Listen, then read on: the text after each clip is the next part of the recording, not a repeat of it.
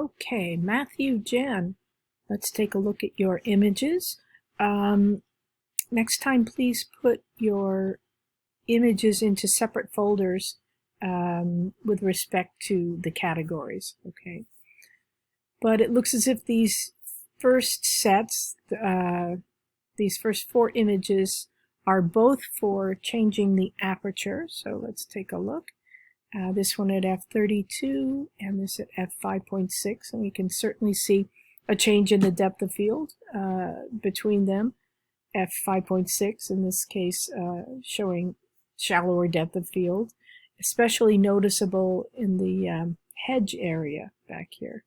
I noticed that your images are dark, and I also noticed that you have the exposure bias set to -2, which means that the images will be underexposed. Well, I shouldn't say that. It means that the camera will automatically underexpose by 2 stops relative to whatever it thinks is the correct setting, the correct exposure.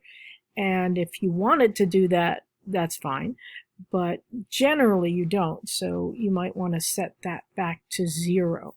Okay. Let's look at the second set of this very, very cute dog.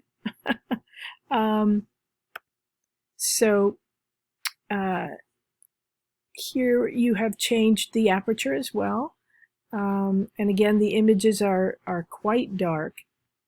So it's actually pretty difficult to see what's going on in the second image. But that said, we'll take a look, and this image at f5.6 shows shallow depth of field, and this one at f32, though difficult to see, shows great depth of field, and we can tell that actually because of the lights on this tree. And you see that the lights here are much more blurred out where the depth of field is shallow. It's also a lovely image. I'd like to see it a little lighter. I really like the relationship between the dog in the foreground, perhaps about to do this leap, and the lighted tree in the background. Okay. And these images for change in the focal length of the lens, and they work quite well for that. So 44 millimeters here, and 18 millimeters in this case, with the 18 millimeter image showing greater depth of field, and again the 44 millimeter, which is in the normal range of lenses, showing shallower depth of field, and isolating this area of focus really very nicely. A nice fall off of the focus and of the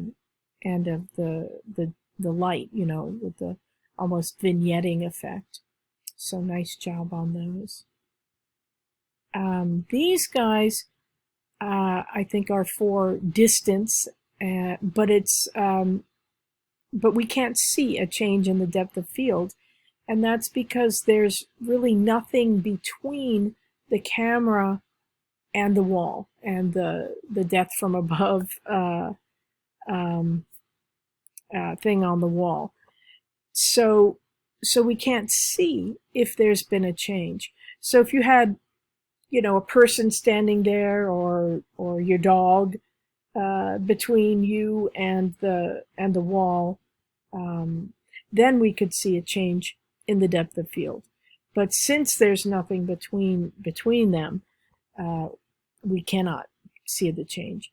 So if you want to redo that, that's up to you, of course, but I'd be happy to see new images for this section of the assignment, and nice job on the rest of it. Okay, thank you, Matthew.